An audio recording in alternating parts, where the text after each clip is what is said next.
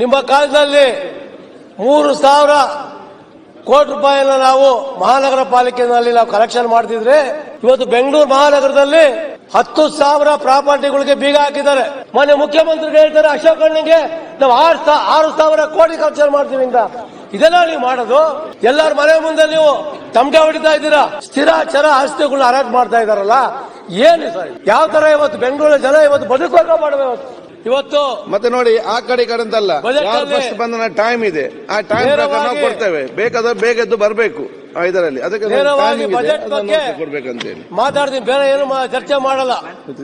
ಇವತ್ತು ಬೆಂಗಳೂರು ಮಹಾನಗರದಲ್ಲಿ ಮಾನ್ಯ ಮುಖ್ಯಮಂತ್ರಿಗಳು ವಿರೋಧ ಪಕ್ಷ ನಾಯಕರಿಗೆ 3 to 4 members ಹೇಳಿದ್ರು, ನಿಮ್ಮ ಕಾಲದಲ್ಲಿ 3,000 ಕೋಟಿ ರೂಪಾಯಿನ ನಾವು ಮಹಾನಗರ ಪಾಲಿಕೆಯಲ್ಲಿ ನಾವು ಕಲೆಕ್ಷನ್ ಮಾಡ್ತಿದ್ರೆ, ನಮ್ಮ ಕಾಲದಲ್ಲಿ ಗಣನೀಯವಾಗಿ ಈ ಖಾತಾ ವ್ಯವಸ್ಥೆಯನ್ನ ಮಾಡಿ ಸುಮಾರು 4,556 ಕೋಟಿ 24-25 ಸಾಲಿನಲ್ಲಿ ನಾವು ಮಾಡಿದ್ದೀವಿ. ಈ ವರ್ಷ 6,000 ಕೋಟಿ ರೂಪಾಯಿನ ಮಾಡ್ತೀವಿ ಅಂತ. ಮಾನ್ಯ ಅಧ್ಯಕ್ಷರೇ, ಇವತ್ತು ಬೆಂಗಳೂರು ಮಹಾನಗರದಲ್ಲಿ 10,000 ಪ್ರಾಪರ್ಟಿಗಳಿಗೆ ಬೀಗ ಹಾಕಿದ್ದಾರೆ.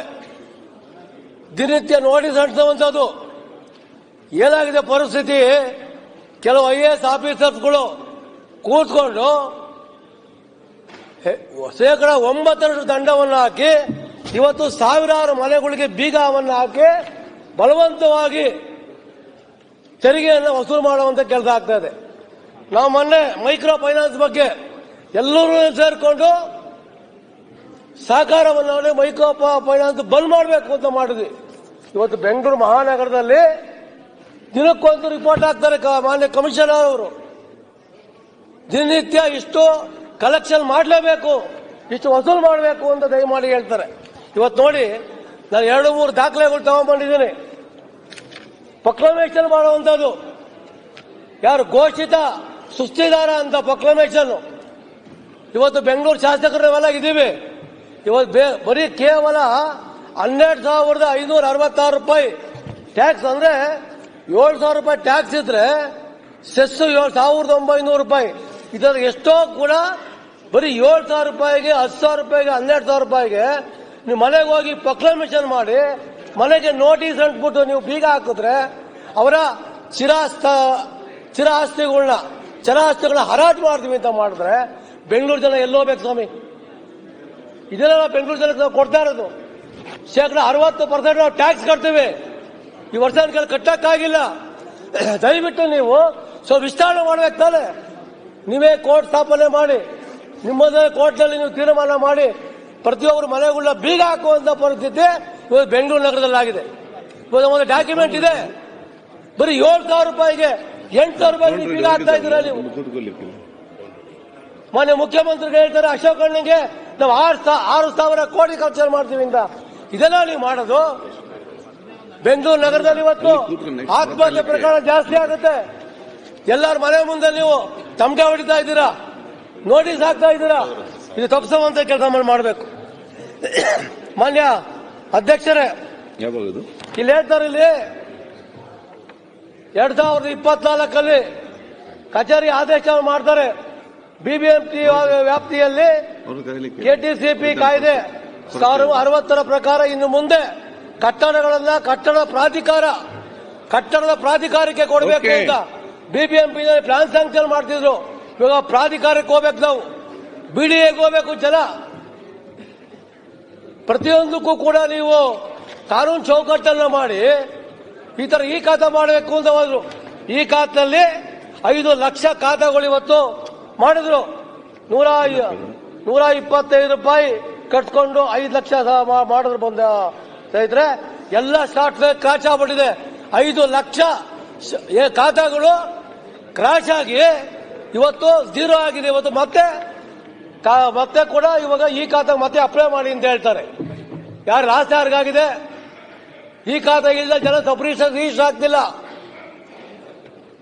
ದಯಮಾಡಿ ನಾನು ಕೇಳ್ಕೊಳ್ಳೋದು, ಈ ಖಾತಕ್ಕೆ ದಯಮಾಡಿ ಸರಿಯಾದ ರೀತಿಯಲ್ಲಿ ಈ ಖಾತಾ ಮಾಡಬೇಕು.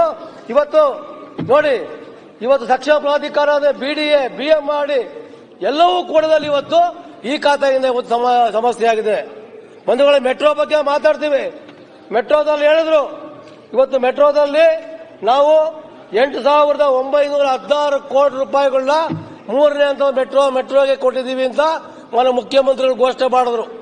ಆದ್ರೆ ಮೊದಲನೇ ಹಂತ 2ನೇ ಹಂತದಲ್ಲಿ ಇಡೀ ಬೆಂಗಳೂರಿನ ಎಷ್ಟು ಮೆಟ್ರೋಗಳಿದೆ, ಸರಿಯಾದ ಮೂಲಭೂತ ಸೌಲಭ್ಯಗಳಿಲ್ಲ, ಬಾತ್ರೂಮ್ಗಳಿಲ್ಲ, ಟಾಯ್ಲೆಟ್ಗಳಿಲ್ಲ, ಪಾರ್ಕಿಂಗ್ಗಳಿಲ್ಲ. ಬರೀ ಮೆಟ್ರೋ ಸ್ಟ್ಯಾಂಡ್ಗಳೇ ಮಾಡ್ಕೊಂಡೋಯ್ತು ಅಂತಂದ್ರೆ ಪಾರ್ಕಿಂಗ್ ವ್ಯವಸ್ಥೆ ಯಾರು ಕೊಡ್ತಾರೆ? ಪಾರ್ಕಿಂಗ್ ವ್ಯವಸ್ಥೆ ಇಲ್ಲದೆ ಇವತ್ತು ಮೆಟ್ರೋಗಳು ಇವತ್ತು ಚಾಲನೆ ಆಗಿದೆ. ಮಾನ್ಯ ಅಧ್ಯಕ್ಷರುಗಳೇ, ರಾಮಮೂರ್ತಿ ಅವರು ಬೇಗ ನಾನು ಹೇಳ್ತಾ ಇದ್ದೀನಿ ಸಭಾ 3 ನಿಮಿಷ ಮಾಡಿ. ಇವತ್ತು ಎತ್ತಿನ ಹೊಳೆ ಬಗ್ಗೆ ಮಾತಾಡಿದ್ರಿ. ಎತ್ತಿನ ಹೊಳೆಯ ಬಗ್ಗೆ ತಾವು ಇದು ಮಾಡಿದ್ಮೇಲೆ ಇವತ್ತು ಬೆಂಗಳೂರು ನಗರದಲ್ಲಿ ಇವತ್ತು ಮಾನ್ಯ ಅಧ್ಯಕ್ಷರೇ ಪ್ರೊಕ್ಲಮೇಷನ್ ಯಾವ ಮಾಡೋದು? ಪ್ರೊಕ್ಲಮೇಷನ್ ಅಂತಂದ್ರೆ ಅವನು ಸುಸ್ತಿದಾರ, ಅವನು ಡಿಕ್ಲೇರ್ ಮಾಡ್ಕೊಂಡ್ಬಿಡ್ತಾನೆ, ಅವ್ನು ಕಟ್ಟಕ್ಕಾಗಲ್ಲ ಅಂತ. ಬರೀ 7,000 ರೂಪಾಯಿಗೆ 8,000 ರೂಪಾಯಿಗೆ ಆಸ್ತಿಗಳನ್ನ ಹರಾಜು ಮಾಡಕ್ ಹೋಗ್ತಾ ಇದ್ದಾರೆ. ಸ್ಥಿರ ಚರ ಆಸ್ತಿಗಳನ್ನ ಹರಾಜು ಮಾಡ್ತಾ ಇದಾರಲ್ಲ, ಏನು ಸರ್ ಇದು? ಯಾವ ತರ ಇವತ್ತು ಬೆಂಗಳೂರಿನ ಜನ ಇವತ್ತು ಬದುಕೋಕ ಮಾಡುವ ಇವತ್ತು ಈ ಬರ್ತೀವಿ ಸರ್ಕಾರ ಮಾಡ್ತಾ ಇದೆ. ಇದು ಬಿಟ್ಟು ನಾವು ಬಲವಂತ ವಸೂಲ್ ಮಾಡಿ ನಮ್ಗೆ ಹೇಳ್ತಾರೆ ನಮ್ಮ ಸರ್ಕಾರದಲ್ಲಿ 6,000 ಕೋಟಿ ಕಲೆಕ್ಷನ್ ಮಾಡ್ತೀವಿ ಅಂತ ಹೇಳ್ತಾ ಇದಾರಲ್ಲ. ಮುಖ್ಯಮಂತ್ರಿ ಇದಕ್ಕೆ ಆನ್ಸರ್ ಕೊಡಬೇಕು, ಮಂತ್ರಿಗಳ ಆನ್ಸರ್, ಮುಖ್ಯಮಂತ್ರಿ ಆನ್ಸರ್ ಕೊಡಬೇಕು. ಇದಕ್ಕೆ ಬೆಂಗಳೂರು ಜನ ಇದಕ್ಕೆ ಕ್ಷಮಿಸಲ್ಲ. ಮನೆ ಮುಂದೆ ಹೋಗಿ 4-5 ಕಾರುಗಳು ಹೋಗುತ್ತೆ, ಮನೆ ಮುಂದೆ ಪೋಸ್ಟ್ ಹಾಕ್ತಾರೆ, ತಮಟೆ ಹೊಡಿತಾ ಇದ್ದಾರೆ. ಈ ಪರಿಸ್ಥಿತಿ ಇವತ್ತು ಮತ್ತೆ ಆತ್ಮಹತ್ಯೆಗಳು ಕಾರಣ ಆಗ್ತಾ ಇದೆ. ಬೆಂಗಳೂರು ಜನಕ್ಕೆ ಇವತ್ತು ಅವಮಾನ ಆಗ್ತಾ ಇದೆ. ದಯಮಾಡಿ ಸಂಬಂಧಪಟ್ಟ ಯಾರಿದ್ದಾರೆ ಮಂತ್ರಿಗಳು, ಇದ್ರ ಬಗ್ಗೆ ನಾನು ಎಲ್ಲ ಡಾಕ್ಯುಮೆಂಟ್ ಕೊಡ್ತೀನಿ ನಿಮ್ಗೆ. ನನ್ನ ಮತಕ್ಷೇತ್ರದಲ್ಲೂ ಕೂಡ ಸೂಸೈಡ್ ಅಟೆಂಪ್ಟ್ ಮಾಡ್ಕೊಂಡಿದ್ದಾರೆ ಜನ ಇವತ್ತು.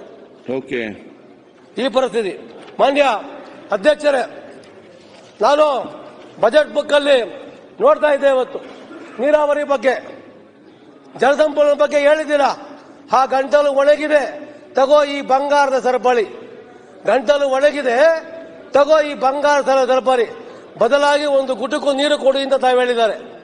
ಸ್ವಾಮಿ, ಇವತ್ತು ಎಲ್ಲ ನದಿಗಳ ಬಗ್ಗೆ ಹಾಕಿದ್ದಾರೆ. ಇವತ್ತು ಅರ್ಕಾವತಿ ನದಿ ಬಗ್ಗೆ ಇಲ್ಲ, ತಿಪ್ಕೊಂಡಹಳ್ಳಿ ಪಕ್ಕದಲ್ಲಿ ಬೆಂಗಳೂರು ನಗರಕ್ಕೆ ತಿಪ್ಕೊಂಡಹಳ್ಳಿ ಕೆರೆ, ಅದ್ರ ಬಗ್ಗೆ ಇಲ್ಲ.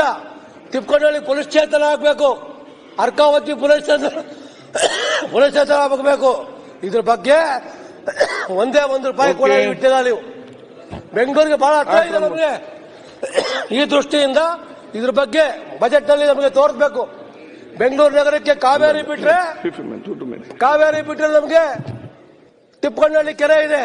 ಇದ್ರ ಬಗ್ಗೆ ಮಾನ್ಯ ಅಧ್ಯಕ್ಷರೇ, ಇವತ್ತು ಬೆಂಗಳೂರು ನಗರದಲ್ಲಿ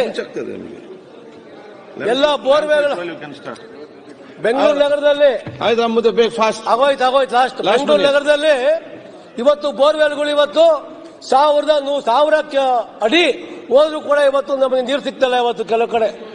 ಆದ್ರೆ ಎಲ್ಲಿ ಬೆಂಗಳೂರು ನಗರದಲ್ಲಿ 900 ಅಡಿ ಮೇಲ್ಪಟ್ಟು ನೀರು ಸಿಕ್ಕಿದ್ರೆ ಅದು ಫ್ಲೋರಿನ್ ಜಾಸ್ತಿ ಇದೆ, ಫ್ಲೋರಿನ್ ಜಾಸ್ತಿ ಇದೆ ಅನ್ನೋ ರಿಪೋರ್ಟ್ ಇದೆ ಇವತ್ತು. ಕೇಂದ್ರ ಸರ್ಕಾರ ರಿಪೋರ್ಟ್ ಕೊಟ್ಟಿದೆ. ಒಂದೇ ಒಂದು ಸೆಕೆಂಡು. ಇವತ್ತು ಕರ್ನಾಟಕದ ಬಹುತೇಕ ಗ್ರೌಂಡ್ ವಾಟರ್ ನೆಟ್ರಿಕ್ ಮತ್ತೆ ಫ್ಲೋರಿನ್ ಜಾಸ್ತಿ ಆಗಿದೆ ಅಂದ್ಬಿಟ್ಟು 28 ಜಿಲ್ಲೆಗಳಲ್ಲಿ ಇವತ್ತು ಎಲ್ಲ ಕಡೆ ಒಂದು ರಿಪೋರ್ಟ್ ಸಿಕ್ಕಿದೆ. ಇದ್ರ ಬಗ್ಗೆ ಏನು ಕ್ರಮ ತಗೊಂಡಿಲ್ಲ. ಬೆಂಗಳೂರಿನಲ್ಲಿ ಇಂಗು ಗುಂಡಿಗಳು ಜಾಸ್ತಿ ಆಗಬೇಕು ಎಲ್ಲ ಕಡೆ ಇವತ್ತು. ಆ ದೃಷ್ಟಿಯಿಂದ ಇವತ್ತು ಬೆಂಗಳೂರಿನಲ್ಲಿ ಇವತ್ತು ವಾಟರ್ ಲೆವೆಲ್ ಕಡಿಮೆ ಆಗಿದೆ. ಮಾಡಿ. ಈ ದೃಷ್ಟಿಯಿಂದ ಇದಕ್ಕೆ ಯಾವುದೇ ಒಂದು ಬಜೆಟ್ ನಲ್ಲಿ ಒಂದು ಅವಕಾಶವನ್ನ ಕಲ್ಪಿಸಿಕೊಟ್ಟಿಲ್ಲ. ಇವತ್ತು ಬೆಂಗಳೂರು ನಗರದಲ್ಲಿ ನಾವು ಕೇಳ್ಕೊಳ್ಳೋದಷ್ಟೇ. ಇವತ್ತು ಮಾನ್ಯ ಮಾಡಿ ಹವಾಮಾನ ವೈಪರೀತ್ಯ ಮಾಡಿ ಎಲ್ಲರೂ ಮಾತಾಡ್ಬೇಕಲ್ಲ, ಒಬ್ಬರು ವೈಪರೀತ್ಯ ಲಾಸ್ಟ್ ಮಳೆಗಾಲದಲ್ಲಿ ಕೆಲಸ ಶುರು ಮಾಡ್ತೀವಿ ಅಂತ ಹೇಳ್ತಾ ಇದ್ದಾರೆ. ಮಾನ್ಯ ಅಧ್ಯಕ್ಷರೇ, ಸಮ್ಮರ್ ಬಂದು ನೆಕ್ಸ್ಟ್ ಮಳೆಗಾಲಕ್ಕೆ ಮುಂಚೆ ಬೆಂಗಳೂರು ನಗರದಲ್ಲಿ ಕೆಲಸವನ್ನ ಮಾಡಬೇಕು. ಆ ದೃಷ್ಟಿಯಿಂದ ಹವಾಮಾನ ವೈಪರೀತ್ಯದಿಂದ 300 ಕೋಟಿ ರೂಪಾಯಿನ ಮೀಸಲಿಕ್ಕಿದ್ದೀವಿ ಅಂತ ಹೇಳಿದ್ದಾರೆ. 300 ಕೋಟಿ ರೂಪಾಯಿ ಮೀಸಲಿಟ್ಟಿದ್ದಾರೆ ಅಂತ ಹೇಳಿದ್ದಾರೆ. ಕೆಲಸ ಯಾವಾಗ ಸ್ಟಾರ್ಟ್ ಮಾಡ್ತಾರೆ? ಮಳೆಗಾಲದಲ್ಲಿ ಶುರು ಮಾಡ್ಬೇಕಾ? ಲಾಸ್ಟ್ ಟೈಮ್ ಅನುಭವಿಸಿದೀವಿ. ಆ ದೃಷ್ಟಿಯಿಂದ ಇಲ್ಲಿ ಏನು ಕೊಟ್ಟಿದ್ದಾರೆ, ಮೆಟ್ರೋ ಬಗ್ಗೆ ಆಗ್ಲಿ ಬೆಂಗಳೂರು ಬಗ್ಗೆ ಆಗ್ಲಿ ಮಾನ್ಯ ಮುಖ್ಯಮಂತ್ರಿಗಳು ಜನಕ್ಕೆ ಇವತ್ತು ಯಾವುದು ಉಪಯೋಗ ಆಗ್ತಿಲ್ಲ. ಇದು ಕೋತಾ ಬಜೆಟ್, ಇದು ನಕಲು ಬಜೆಟ್, ಇದಕ್ಕೆ ನಾವು ವಿರೋಧ ಮಾಡ್ತೀವಿ ಅಂತ ಹೇಳ್ತೀವಿ.